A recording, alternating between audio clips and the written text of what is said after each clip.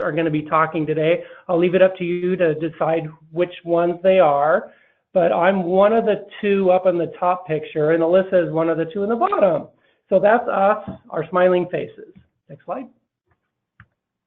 Down arrow. Should be enter.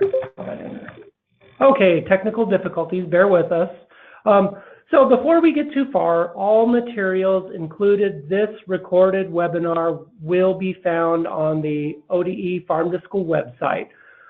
You don't need to take notes or anything. You don't need to copy down this link, but that for future reference, and I'm going to tell you guys how to get to our site. I know most of you probably know how to get there, but there's a lot of admins and my computer.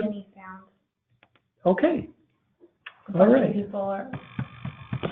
Can you guys text us if you can hear us right now? And my computer just restarted too. Martin can hear us. Okay. Sarah can hear us. It sounds like a couple of you might not be able to hear us as well.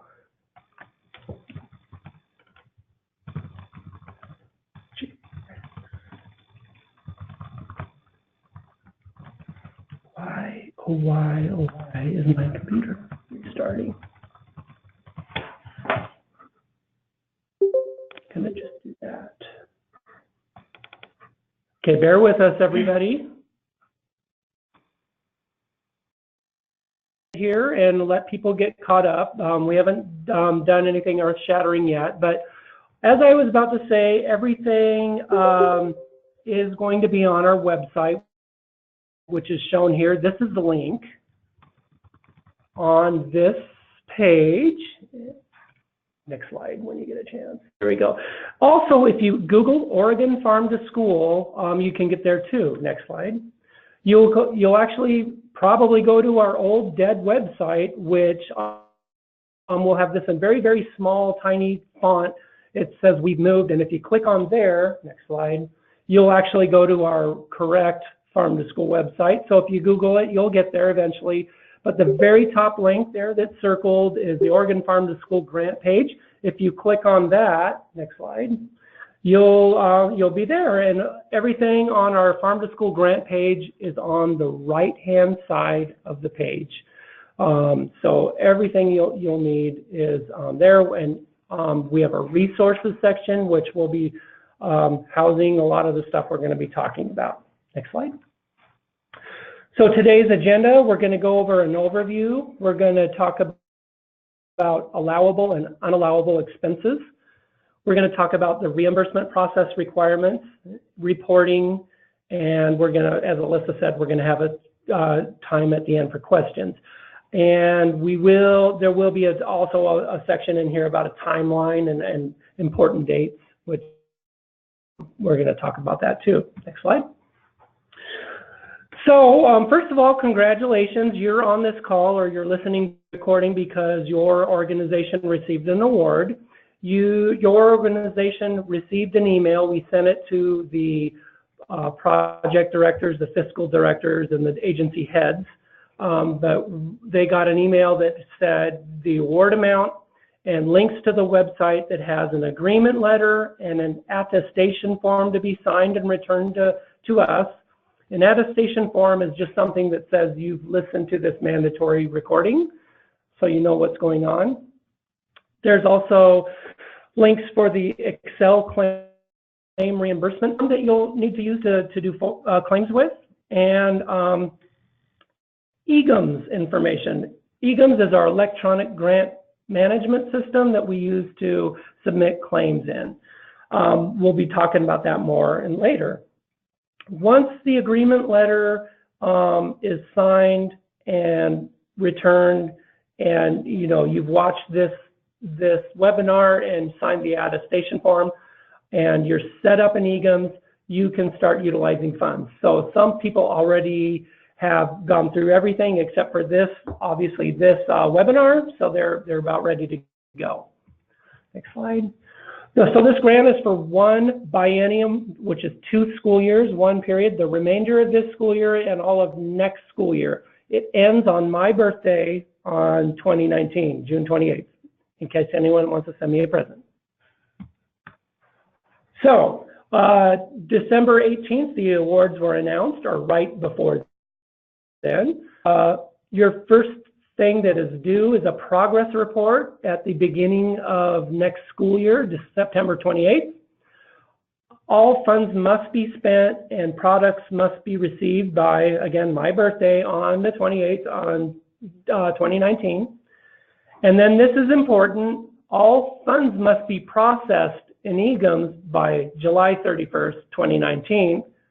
And then you'll have a final report is due on September 30th, 2019.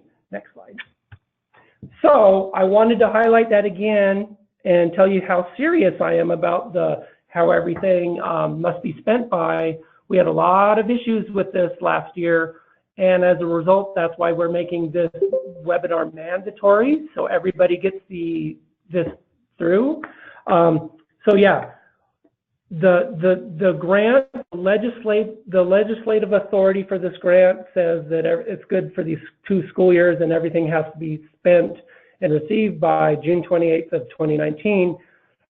And we are asking that all the funds processed in EGIMS on the 31st. So a lot of people said, oh, you never told me, I never knew, or we operate slower. So I'm asking you to plan in advance for this, to make sure you get everything done by the end of July.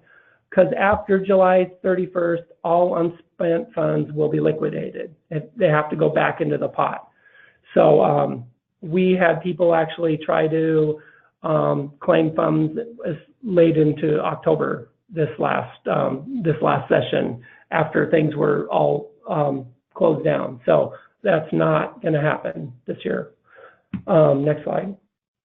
This is where it gets confusing though. You may receive automated emails by EGIMS that's generated by EGIMS that typically toward the end of the grant period, EGIMS generates these emails and they confuse people because they have different later dates than what I just shared. But the thing about this is that legislatively, we have to follow the rules that says everything has to be spent and processed by the end of the school year before we move into the next biennium. So people will say, oh, but EGIMS told me I can. Well, you can't. So that's why we're saying the end of July is when you have to have everything processed by. And my computer just fell asleep again. Go ahead. So yeah, just what I said, but because the law for this grant stipulates that the grant funds have to be used during the school year, we have to establish different dates than the system. I don't know why. And luckily, we're operating on 2 different computers because mine keeps falling asleep. And so I'm looking at Alyssa's as a backup. This is really awesome. So you may choose to have an advance. Normally, these grants work as a reimbursement only thing here, but we were able to last session figure out how to operate in this advance area. So you can request up to 25% of your award in the form of an advance. You don't have to, though. Go ahead, next slide.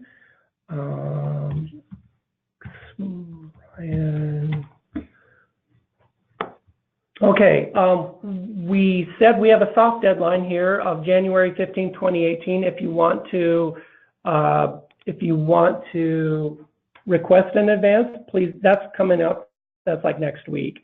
We've had that in our timelines on our website forever though, so it shouldn't be a big surprise, but we don't want to just get so far into the school year, into you know, the spring, and then people saying, oh, by the way, I want one. We want to be able to get and manage this process in a timely fashion. So it's at the beginning of it. If you want to have your advance, please try to get this done by the 15th. Hang on, let me get caught up here. Next slide. If you do receive an advance, you'll have to justify it by the following process. And this is how we the same process we use for when we select different operations for a review, administrative review. But basically, you'll need to save all the documentation like you normally would for anything you purchase, but anything for your advance, all the receipts and invoices, save that associated with things that you bought with your advance. You record all of those purchases on an Excel reimbursement sheet, just like you would. We're going to go through this in a bit, but you'll submit it to Alyssa, whose email is at the beginning and the end of this presentation, but along with a worksheet. Next slide. Then she will perform a desk audit on the advance purchases and email you the results, and then you can start submitting regular claims. So you can't start doing claims until your advance is all, you're done with that. You've paid for everything with those funds and justified your advance. So we'll do the desk audit. Next.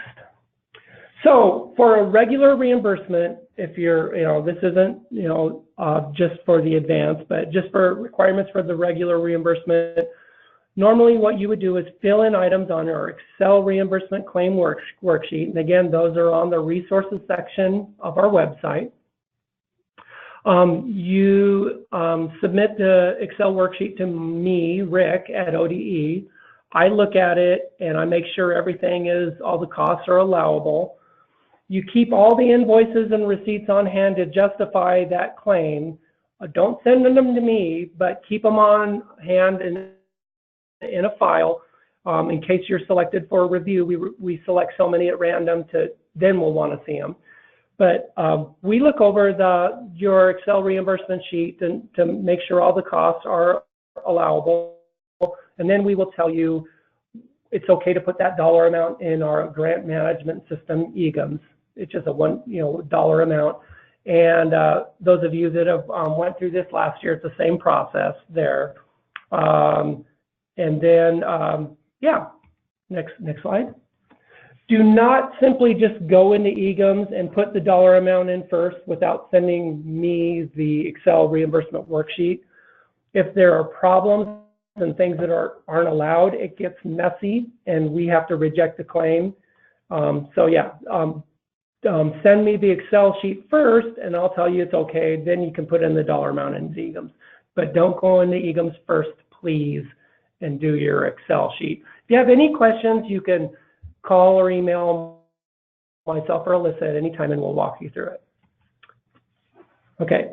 Next, we suggest submitting a monthly claim. That seems to work the best. You don't have to submit a monthly claim, but we suggest it.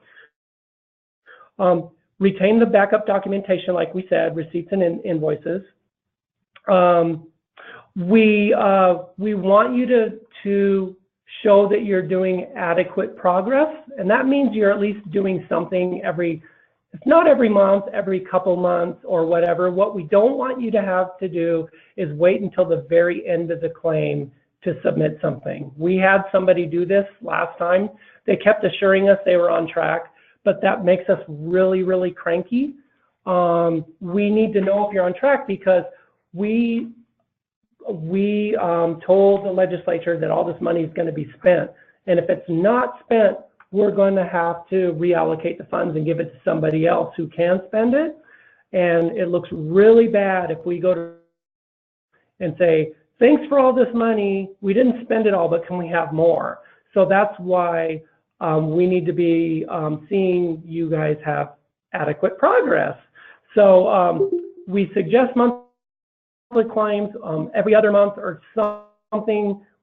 Just give us something so we know you're on track. So you would keep copies of your invoices, like we said, to support the claim you're submitting. And then you'd start a new file for the next claim and keep copies in that. So you just, like if we pull one and say, we want to audit January's claim, you just pull that file with all the copies, and that seems to work really well. Remember, the Excel reimbursement claims worksheet is located on the resources section of the grant website. And here is, it's new this year, and we're going to go through it and I'll show you what it looks like. So when you open it up, you'll have the first tab, and that's in an instructions tab. Nothing is entered on here, but it just gives you some examples of what to do, like on a normal, on your activities tab, some of the things you would put in here. The things you would put in here are the, like your invoice or receipt date, the source of the vendor, and the description of what was purchased and how much. And so you put that in there. But the next tab is the activities tab. And it's basically, it looks the same, exact same as the instructions tab, but this is where you're going to be entering all the stuff. Up in the blue highlighted section, there's a place where you enter your, it says school district, excuse me, but that's, I think I have that fixed. It's your organization's name. Not everybody is a school district. Some are nonprofit organizations, but you just put in your organization name, your contact, who's doing it, what the claim period is for, and you put in all your activities there, stuff related to your day-to-day activities of your grant. Next slide.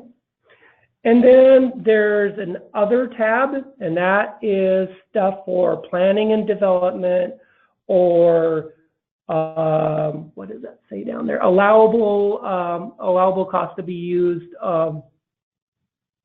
for administration directly related to this grant. And I'll explain a little bit of what those are coming up here. The next tab will be a totals tab. You don't add anything on here. I make sure everything is correct on here.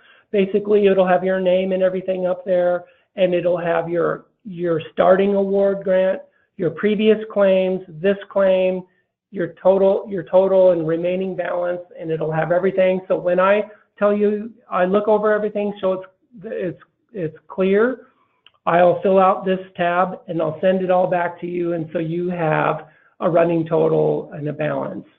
So it seems to work pretty well. This is almost the identical thing I do on the food side for their procurement tab, for their procurement thing, and it's worked out really well.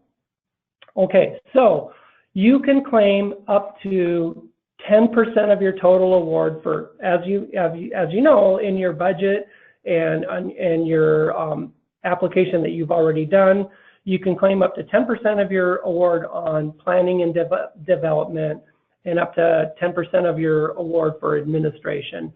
This will calculate these numbers on this page automatically. Next slide. And here's what we're talking about. So at least 80% of your award must be directly related to food, ag, and garden-based educational activities. The other 20% they can use for those other costs directly related to administering the program. Okay, and here's what some of these are. Allowable costs for your other 20% costs, half of them, or up to 20%, or up to 10% of the total costs, may be used for administrative expenses that are not activities but are still directly related to administering the grant. That seems a little confusing. I'll go over it again. So 80% has to be used for direct activities. You know, you're teaching kids, you're doing taste testing, you're doing something, that's an activity. Labor for teaching kids, that's an activity, whatever. But if you're planning behind the scenes and you're not teaching the kids, that's where these go. So 20% can be used in this other cost. 10% of the 20 of that, it sounds confusing when you say that, but half of those 20% can be used for administrative expenses that are not used for the grant.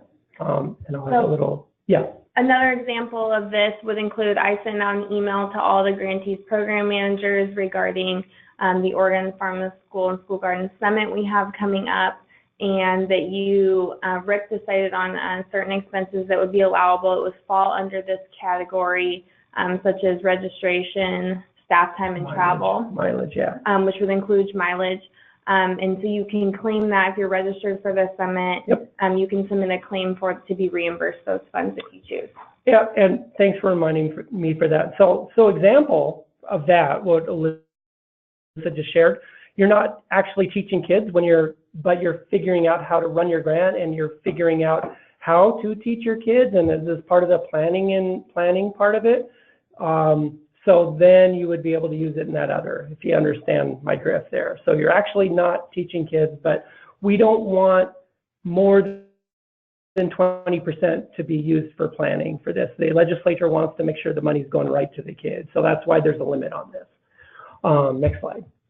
So for these administrative expenses, they're not to be confused with indirect costs, which are like overhead. We get a lot of questions on that, like we want to pay for our electricity, or we want to pay for our internet, or just some school districts or nonprofit entities have just an overhead indirect cost rate. We don't do that. They have to be related to the grant. So yeah, next slide.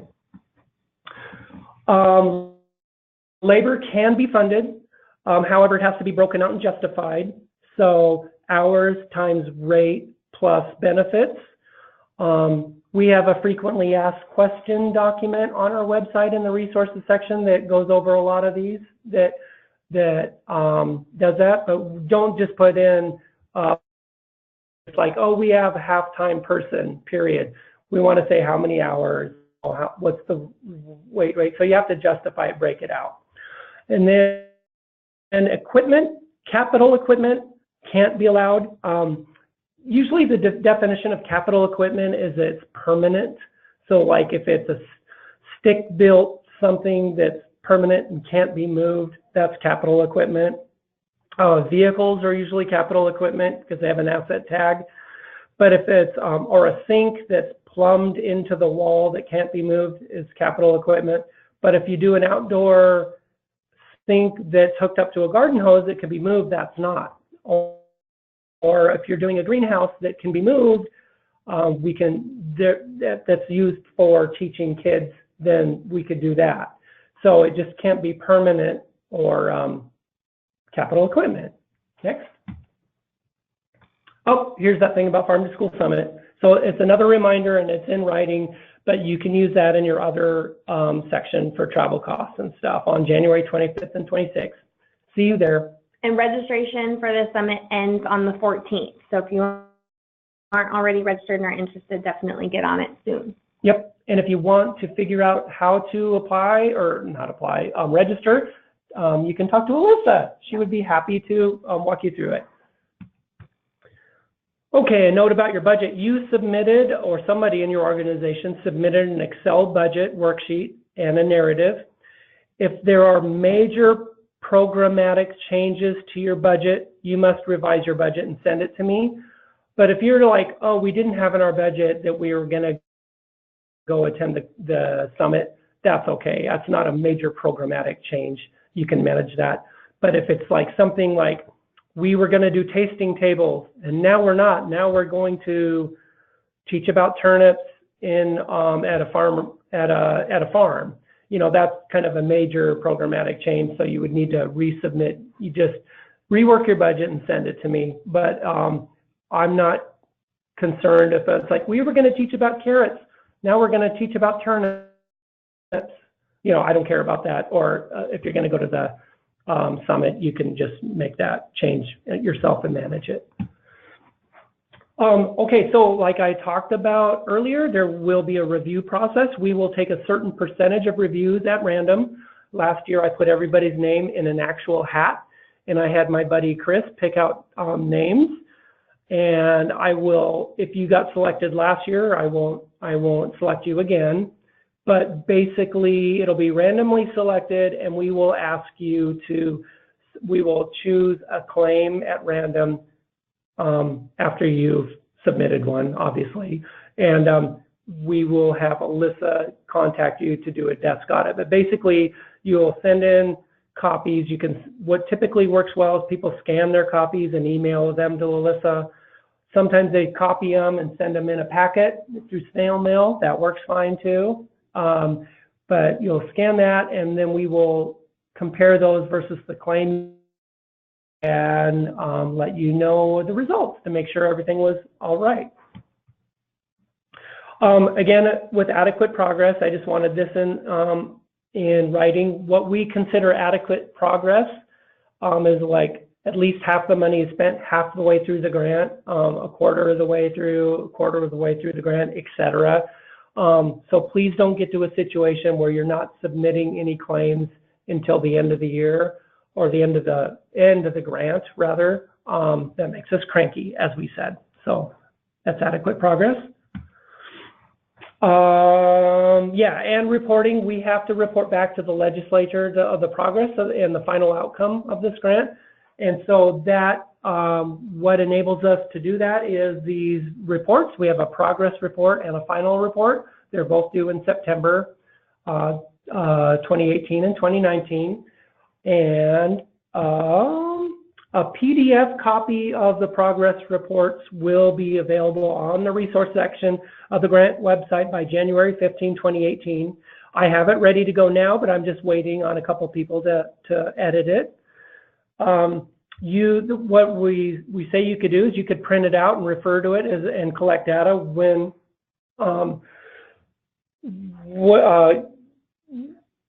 it takes a while to collect data, and it's nice to have something. And if we just put the SurveyMonkey link on there, that doesn't work so well. And so we will have a PDF copy for you to print out, and the SurveyMonkey link won't go live until like August before it's due, or whatever, late summer of each year. So there's no reason to put it on there right now, but we will have a PDF copy up and running pretty soon. But just wanted to note, when you copy a SurveyMonkey into a Word format or a PDF, it looks wonky at times. That's a technical term. It looks a little like some of the buttons don't line up. When you take the survey, it'll be perfect, but you'll see enough to get the gist of it. It just isn't formatted so pretty on every page. Just a little warning about that. That's by design, or it's not by design, but we know about it. Next. Yeah, the SurveyMonkey link goes live in early fall or late summer before they're due, when the final report is due too. All questions from this session that haven't been asked before will be collected and posted on our frequently asked questions document. And I update that periodically if we receive email questions throughout the course of the year. So it's always kind of a living document. So please continue to check that Q&A document. It's a good thing to refer to. And then we are at a part right now. I talked really fast for a half hour. So now we are at a place where you can ask some questions, and we'll be here. Mm-hmm. I am going to mute everybody, or mute ourselves for just a minute or two so we can filter through the questions asked, and then we'll come back and answer them.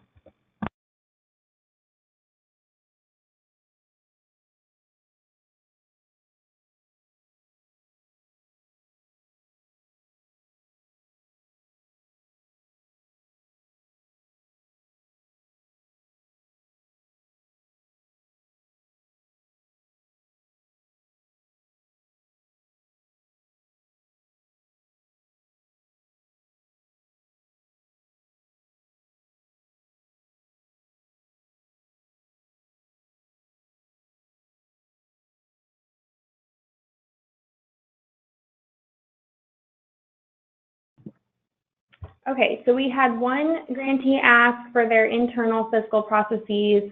For them, it made the most sense to submit fund requests every quarter. So they were wondering if that was sufficient. That's a good question. I would be okay with that. Quarterly, that I would be able to say, you know, that's adequate progress, and you're doing something. That'd probably be every 2 to 3 months.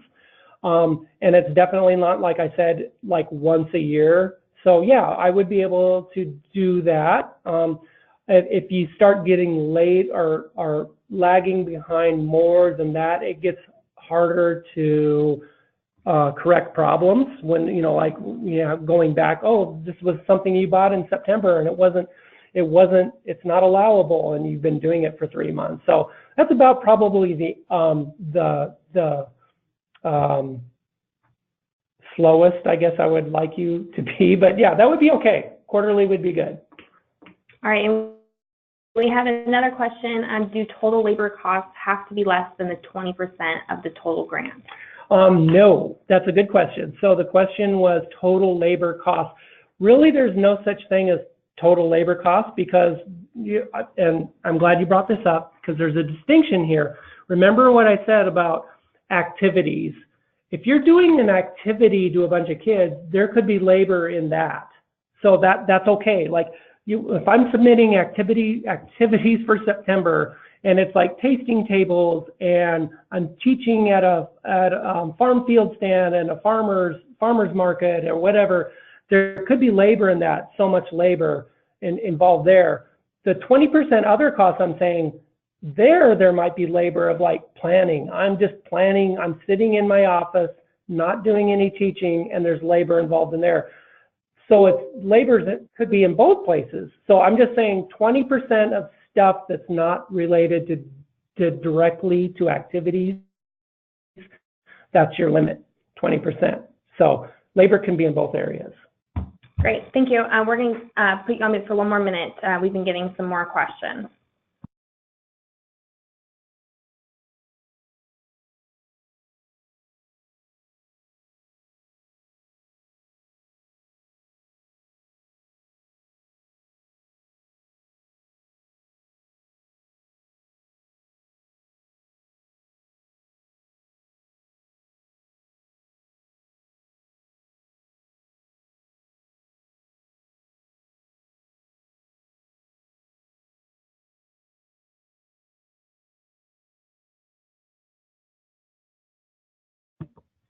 All right, so we have a few more questions. The first one is some confusion around understanding that 10% can be used for administrative planning development expenses, but what the other 10% is for. Yeah, thanks for that. I went through that pretty quick, and when I was reading it, I confuse myself sometimes. But basically, what you need to realize is 80% is for activities. The other 20 is for the other costs not related directly to these activities. And the best way to remember this is, of that 20%, only half of that 20% can be used for just planning and stuff. Okay, so you can use the whole 20% for the first part. Or I'm sorry, let me back up. You can use the whole 20% for planning, but of that 20%, you can use the 10% for the administrative part. I'm sorry, I got confused again and said that. So you can use half of the 20 for administrative stuff, just like planning by yourself, and whatever. Your administrative costs can vary, but you can figure that out. I'll leave that up to you. But you don't have to use any for administrative at all. You can use all the 20 for just planning and development, or you can use 10 and 10, but you can't use more than 10% for administrative. Okay? All right, and we have another question that asks, will payroll suffice as evidence of labor costs? And if not, what documentation is needed for activity costs? Yep. Most would be labor. Yeah, that's for the reimbursement claim worksheet. You can just put down hours, rate of pay, benefits, whatever. But to justify it, if you get called for a review, that's up to you. So if you have something like that, like you would work with our staff, Alyssa here, to figure out to like, okay, you said it was $15 an hour. Where can I find where it's justified at $15 an hour? And there might be a W-2 or something like that. I don't know, but I will leave that up to you to justify it, to see how you. There must be a way, and I can't think of any off the top of my head, but we did it last year. All right, and then what is the turnaround time from submitting a claim to Rick and then getting the okay from EGOM? That's a good question. Here's what typically happens. Somebody will give me an Excel reimbursement claim. I'm really good about turnaround time. I do it usually the same day, not more than 1 or certainly 2 days. The only thing I would say, if I don't get to it, you would get an automated response. Like if I'm on vacation or I'm at a conference, I'll say, hey, I'm out of the office right now. I'll be checking my emails, but that would be the only time where it might be more than a day or two. And I've even been known to do those on my vacation and stuff like that too. So typically a day. And then what happens, I tell you to go ahead and put it into eGIMS. And then behind the scenes, there's some more stuff that happens. Like my assistant, Alyssa, runs what we call a batch report. And she'll do those all the time people put something in eGIMS. She'll do a batch report once a week. And then I will sign the form, and then it goes above 2 bosses ahead of me for somebody else to sign a form, and then a check gets cut. And so when you actually get your funds, it might take about a week from what I've been told. But that's why it's really good not to dilly-dally. I mean, I turn my end around within a day, and then within a week, we run a batch report, and then another week to get your check at the most. So probably at the total most, but it's happened as quick as like 4 days, this process. Great. And then what is the start date for their expenses? You can start right now, really. I mean, you could start buying things right now, you know, as soon as you got your award. The things we need to do in order to process your claim is to get your agreement signed. It's on the, you know, again, it was in your, there was a link to everything in your award letter, and it's on the website. Get your agreement signed, get this attestation form signed, and then once we have those, we can start making sure you're set up in eGIMS. Oh yeah, your eGIMS set up. Melissa, could you tell like how's the progress doing with everybody getting set up right now in eGIMS? Yeah, so I would say about 75% of our grantees are set up in eGIMS. Majority of the folks that aren't set up yet were thus far, so they had to fill out some additional paperwork, and that doesn't get turned into me. That gets turned in to folks. So at this point, it's out of my hands until I get word from those folks that it's all set up, and I should be able to see you in eGIMS once that process takes place. From what I heard, that can take up to 3 to 4 weeks to do, and so that could take some time. If you feel the need to follow up, you absolutely can, and I will do my best to be following up as well and get you all set up as soon as possible. That was one of the problems last year. Last time we had this was our very first time dealing with a standalone education grant, and we had a lot of nonprofit partners that we had to get set up in eGIMS, and it took quite a while. But having gone through the process once, like I said, like Alyssa said, 75% of you are returnees, so that's not an issue. You're already in. But just some of the newbies, it unfortunately takes a little while to get you guys in. The most important thing though is if you haven't returned your eGIMS paperwork, if you've never been in with the situation, get that in. We can't do anything until we get that.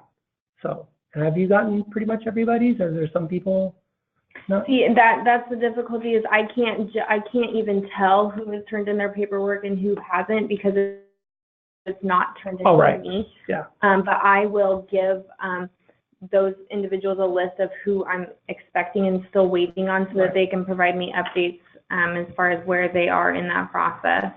I remember that now. Okay.